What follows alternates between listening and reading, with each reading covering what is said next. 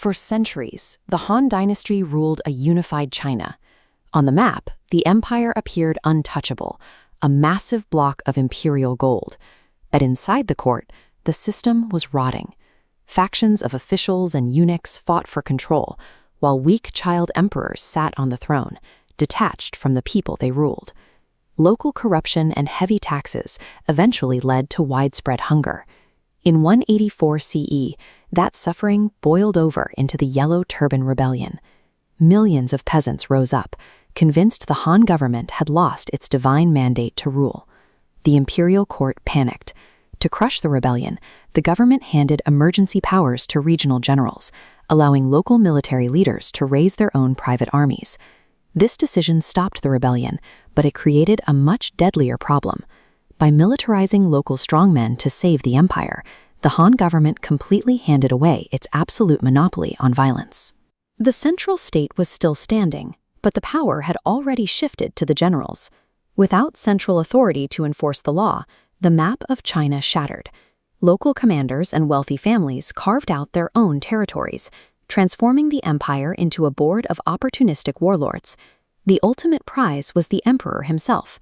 A warlord named Dong Zhuo marched his army into the capital and seized the court, showing the country that whoever physically held the puppet emperor could issue orders in his name. A northern warlord named Cao Cao recognized the value of this strategy and perfected it. In 196 CE, he took custody of Emperor Jian and moved the court to his headquarters. He could now launch conquests and label them acts of imperial loyalty. In a fractured state, political legitimacy became a weapon. Every warlord claimed to be restoring order, using the emperor's authority to justify their territorial expansion. By the year 200, Cao Cao faced a rival army in the north that vastly outnumbered his own. But at the Battle of Guandu, Cao Cao crippled his enemy's supply lines through superior logistics. He ended the campaign swallowing the northern plains, building a massive block of power. His rival Liu Bei lived a completely different life.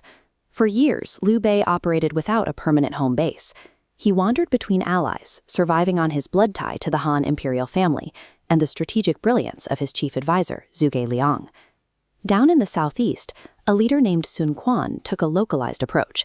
He abandoned grand imperial ambitions to build an independent stronghold, shielded by the massive natural barrier of the Yangtze River. The chaotic board of warlords was crystallizing into three distinct models of survival: northern brute scale, western ideological loyalty, and southern geographic isolation. Cao Cao eventually marched a massive army south to conquer the remaining warlords, forcing Liu Bei and Sun Quan into a desperate alliance to stop him. The collision happened in 208 CE at the Battle of Red Cliffs. Cao Cao had the numbers, but his northern troops were exhausted, sick, and completely unfamiliar with naval warfare. The Southern Alliance knew the river terrain and weaponized it against him. The Southern Fleet launched a devastating fireship attack, sending burning vessels drifting into Cao Cao's packed armada. The Northern invasion force was shattered. Red Cliffs forced a permanent regional divide. The victory proved Northern momentum could not cross the Yangtze, locking China into a three-way stalemate. This comparison shows the reality of the map after 220 CE, the year the last Han emperor was finally forced to abdicate. The dynasty was gone, and the board solidified its three states: Wei in the north, Shu in the southwest, and Wu in the southeast. Wei held an immense advantage in population and farmland, while Shu relied on mountain terrain, and Wu leaned on its naval fleets. In Shu, Zhuge Liang launched a series of aggressive northern expeditions to break Wei's grip, but his tactical brilliance couldn't fix his geography. Shu's supply lines were repeatedly starved out by the crushing terrain of the western mountains. Wu experienced the same stagnation in reverse. The river defenses kept them safe from northern invasions, but they lacked the military infrastructure to project their power out of the south. The geographic balance of power was so firmly deadlocked that none of the three states could ever make a decisive move. Generations of soldiers died fighting over borders that barely shifted. Internal political betrayal ultimately broke the deadlock. Inside the state of Wei, the Sima family seized the court by treating Cao Cao's descendants exactly like Cao Cao had once treated the Han, as puppets. The Sima clan founded the Jin dynasty and finally leveraged the North's overwhelming resources. In 263 CE, they pushed through the mountains to conquer Shu. 17 years later, they sailed down the Yangtze to swallow isolated Wu. This final reunification fell to a successor dynasty that leveraged a century of attrition to finish what the original heroes could not.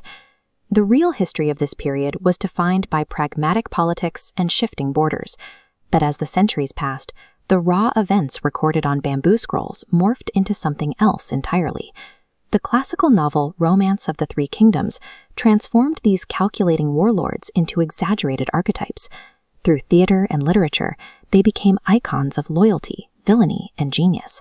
The physical empires of Cao Cao, Liu Bei, and Sun Quan were eventually erased, yet their century of conflict created a legacy that remains central to Chinese culture today.